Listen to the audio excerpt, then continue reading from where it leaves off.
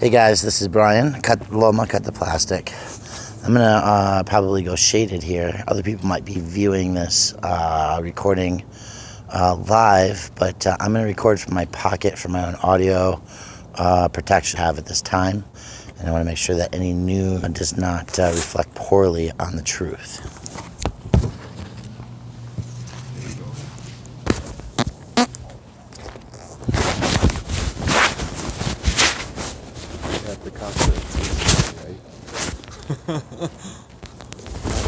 Maybe.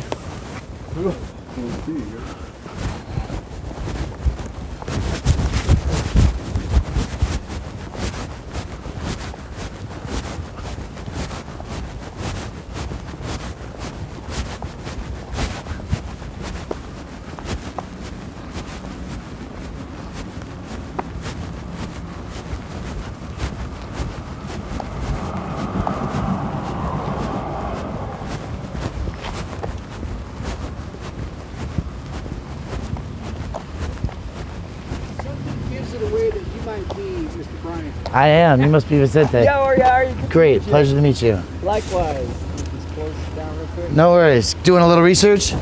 I'm actually trying to put the script together because we have a deadline coming up. Sure. So, based on what you told me, I'm kind of starting to formulate the story. Sure. Thank you for meeting us out here. Oh, no. Thank you for coming out. It's, they say that, that anytime that you have an issue, whether it's a good or a bad spin on it, getting the spin out into the conversation is necessary. And I take the approach that I tell both sides of the story, and so Sure. that's why I was tracking you down and sending. I don't know how many messages I sent out on Facebook. Did you? Well, so here's the reality of the world. I started at 5 a.m., 5:30 this morning, cooking food. Then we go do food rescue, where garbage, like ugly food that's going to be thrown away, is picked up and delivered to 200 fixed income seniors. And then I go feed. So I haven't even caught up on my text messages and emails and phone calls from today. Right? And tomorrow's a work day, so. Oh my gosh, what kind of work do you do? So I'm a environmental scientist by degree, and I'm working on consumption practices. So reducing, the concept of recycling is the third step in the. This is Kevin Burke.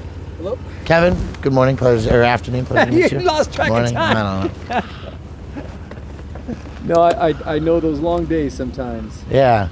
So I work with businesses to reduce their consumption practices and enhance their sustainability, reducing dependency on natural resources that are often created and then destroyed, pretty much on impact. So, Let me get you over here. Yeah. And then if you could just drop this inside your jacket and let this fall out and clip that on your pocket, however you want to do it. Yeah. I also like, I don't know if you heard about the oil and gas impacts. No, well, so 112, I ran the Denver signature gathering cruise out of the offices behind the Capitol. Oh, okay. The ones where the signatures were stolen out of, and there's over 300 people around the state of Colorado still waiting for a paycheck. So I want. Pardon me 1 second. Yeah. Where do you want? I'm going to stand here, and Okay. he's going to kind of set us up, and then. I wanted to If I ask. just stop you, please, 1 second. Yes. So, and I don't mean to be rude. I just want to make sure because I want to get your name off the top. But you Yes. want to say something before we start? Actually, yeah. Before you turn on, I'm so curious hold on. if you want any of these. No, I don't.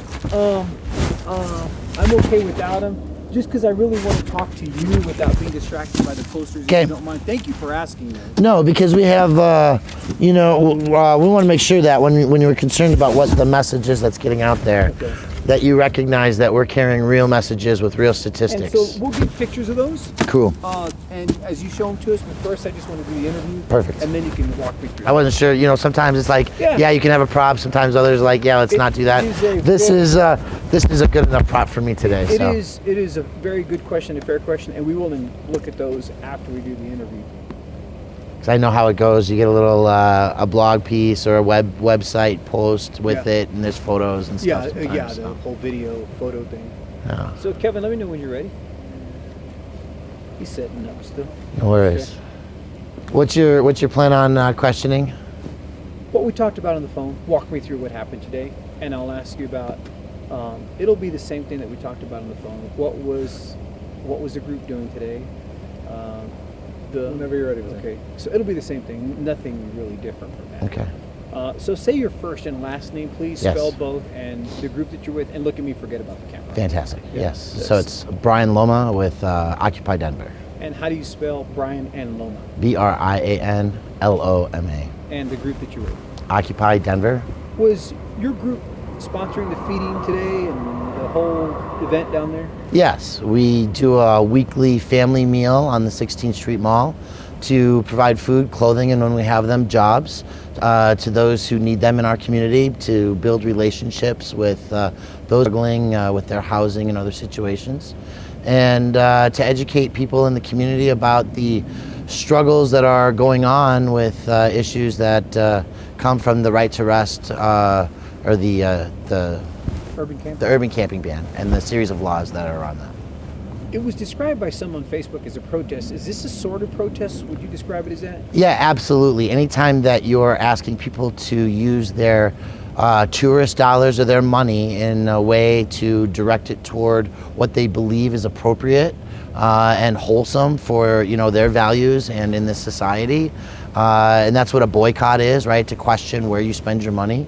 That is a protest, and for 6 years we've been protesting the law and these laws that have really created worse living conditions and increased fatalities and stress on our city and waste of tax dollars in unnecessary directions. Brian, walk me through that law. This is the urban camping law. Right. And why is it detrimental, do you say? Why is it dangerous? Well, first of all, it's technically illegal to sit on the ground on a cardboard box to separate your body from the cold concrete in this cold temperatures, right?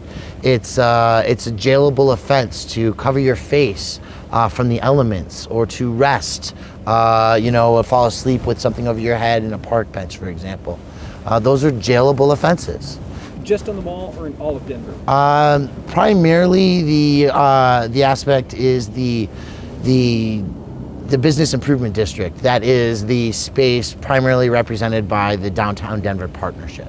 And the 16th Street Mall being one of those. It's within that boundary that roughly is like 13th to 18th, and kind of hits the Union Station to the Broadway area roughly. Why did you pick the spot that you picked today? So we're at the Corner Bakery consistently now for a variety of months because of the reports that we got from the unhoused community on how they were being treated.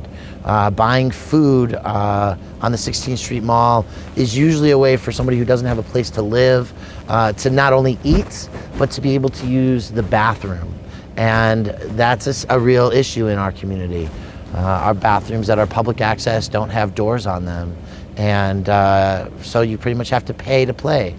Tell me a little bit more about that. You said you were at Corner Bakery, but why? So if I have 2 or 3 bags with me and I walk into that restaurant and buy food, and then they say, here's your food, but you can't eat it here, then that would be an issue that you were thrown off by. I can see your visual reaction, right? So if you can't eat the food that in the building, because it's you look like you don't have a place to live, and you might stay too long, you might detract other people, and it's one of a series of things. We talked to people who applied for jobs at the Corner Bakery, but because they weren't rich enough to own a cell phone, they were told that they couldn't be hired. They had an email to be able to check at the library and find out what if they were accepted or if they had a work schedule, till they could get to that place in the world where they would own a phone and be able to receive and make calls to their employer.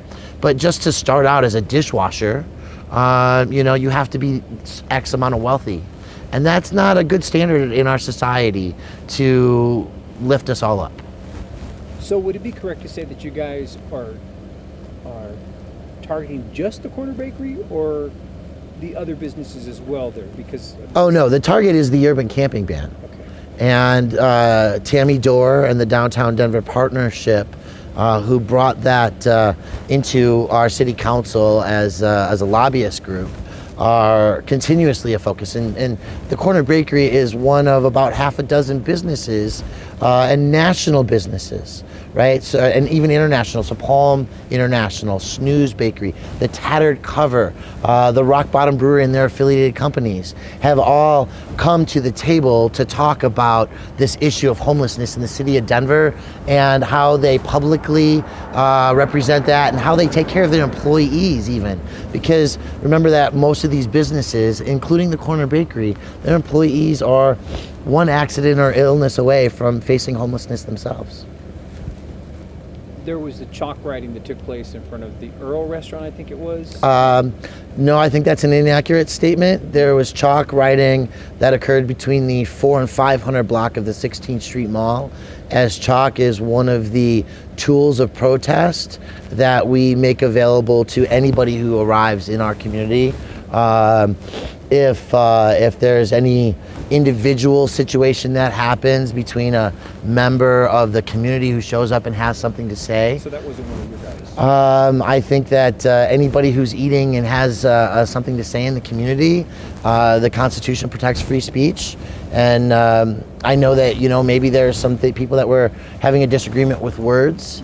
And there's also people who disagree when our guests might write, Jesus is Lord, right?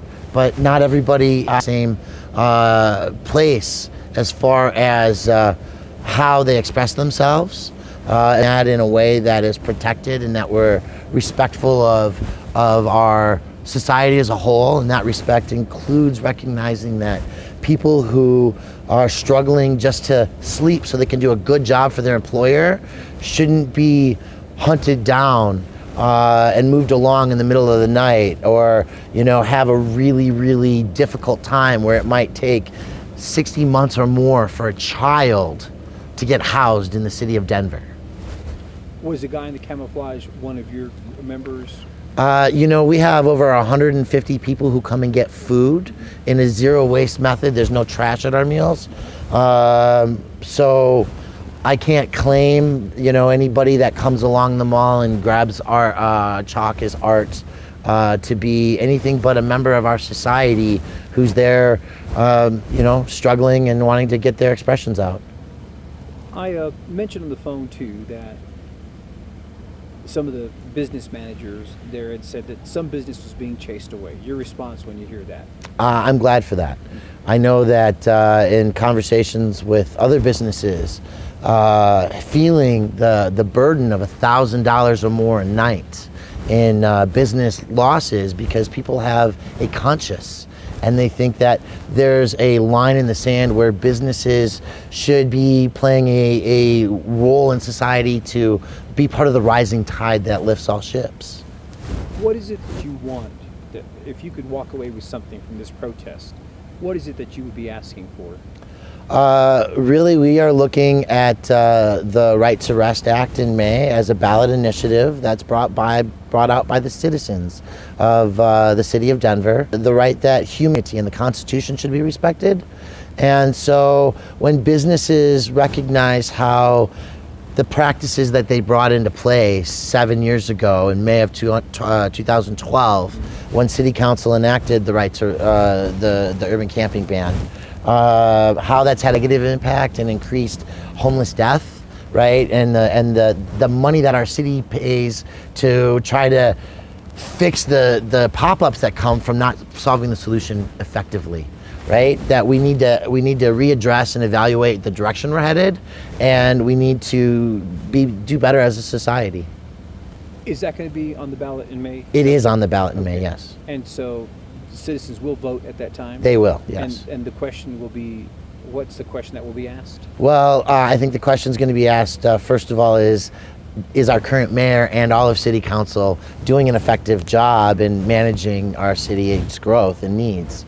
But also the initiative question will ask about whether people have a right to rest and to I don't have the verbiage in front of me, but the essence is, should we maybe think about creating a camping space or tiny homes and bathrooms where people who don't have a house can shelter safely in a respectful manner and try to pull themselves back up and be part of our community, and should the rest of us have a look at that. So it's not to repeal the urban camping ban. Yeah, it is to repeal the urban camping ban. It's to give a right to rest. To give a right to rest. Yes. Like, so if I want to sit on a sidewalk on a piece of cardboard, I could do that without facing jail time. Is that what you're saying? Yeah, maybe the first answer would be, you know, can we get you a home? Yeah. Okay. Is there... Or get you home. Yeah. Or whatever that may be, in a combination of, you know. And is that the police's job to ask those questions, or maybe should we have social workers and church community members doing that, or whatever it might look like? What is the name of the group today that sponsored? You called it a feeding. Is that the? It's a family meal. A family providing a family meal. Anybody who walks up on the street can eat. Provided by Occupy Denver. Yes, and that's autonomous. So we have people. We had children 3 and 4 years old, blowing bubbles and playing, using that same talk, right? To 60, 70-year-old ladies and gentlemen providing food and eating, right? Is it true that you want, I can't remember one of my conversations with someone, are you trying to get the Corner Bakery to sign a petition of some kind to join others, the Snooze Bakery or the Snooze? Yeah, so many businesses have recognized their social responsibility. In the same way that the Mercury Cafe was the first business before there were any regulations to say, we demand the rights to have solar and wind power and to be sustainable as a business. Other businesses have the Snooze, Palm International, the Tattered Cover have come out publicly and said, not only we're not going to be part of the Downtown Denver Partnership because of what it represents, but we don't support this law and this practice. It's not morally and socially responsible, and we support efforts to do something in a different way. Anything I haven't asked, Brian, that you'd like to add? I mean, you know, That's funny. we'll give that a second. Okay. So I think the thing that I want to make sure that you understand is that I employed over 300 people in the city of Denver last year.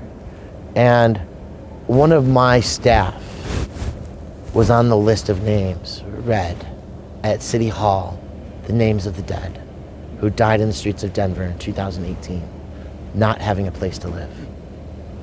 And there's a reason that each person that's out there does this, but we're not just a bunch of ragtag activists, right?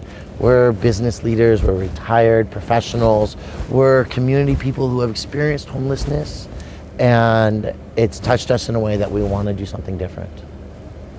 Thank you. Thank you. And you want to show me this? Yeah, these are some, I'm not going to.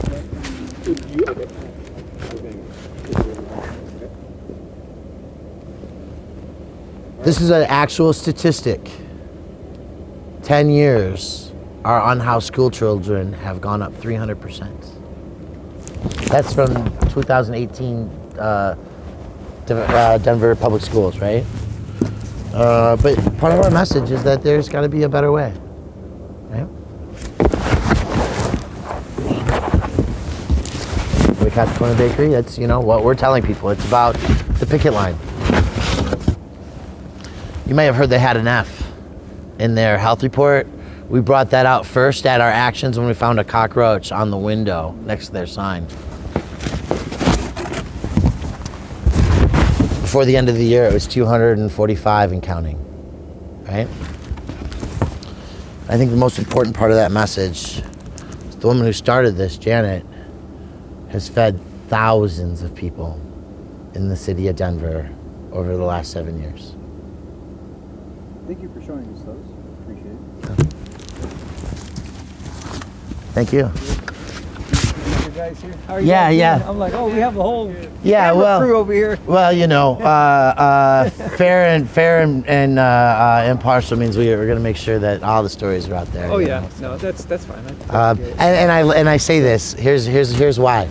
Channel 7 came out to our event one day, and they're actually in their newscast and photographs of it isn't actually a pending case in the courts. But they did an article, and they didn't get the other side. They didn't talk to the Downtown Denver Partnership and Tammy Dorr and get her blessing to do the story. And so after they ran it, they washed it. But the story was found on the Internet Archive. It was saved on the Wayback Machine, and it's there forever now, right? But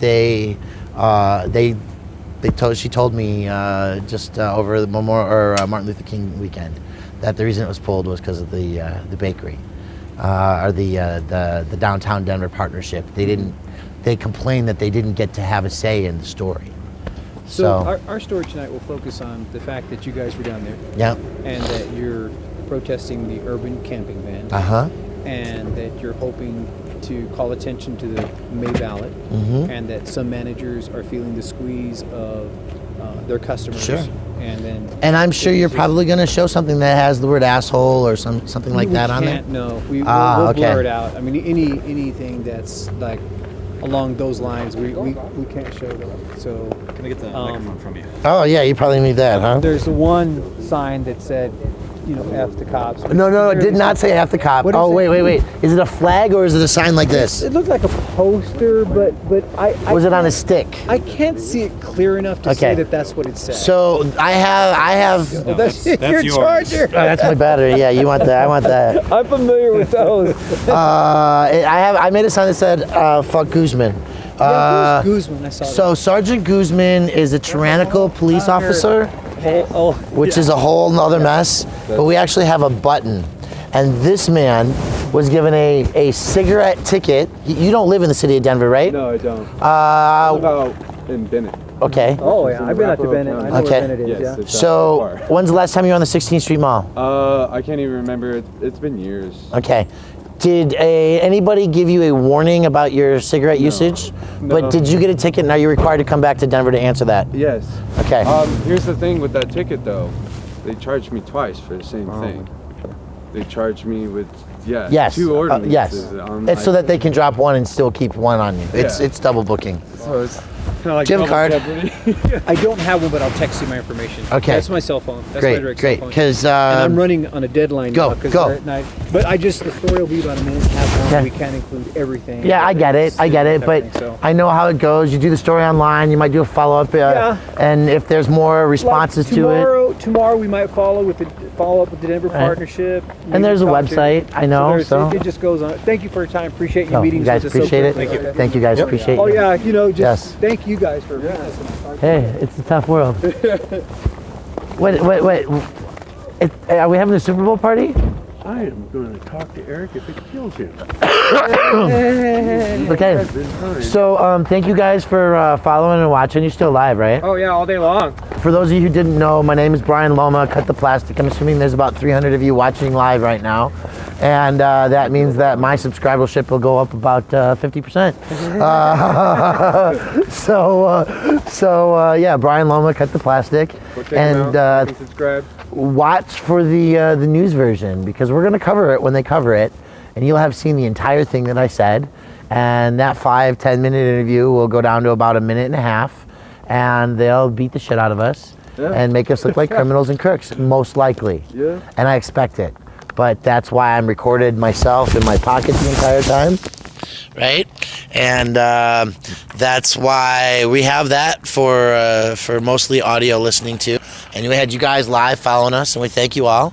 But every time that Occupy Denver and the urban camping ban and the 16th Street Mall and the corner bakery and the businesses bitching about the fact that they're losing money for what we do, all it does is gives us more resolve, folks. It shows that what we're doing works. With that, enjoy the private life. All right, we got Homemade Homeland Security fighting. What do we got?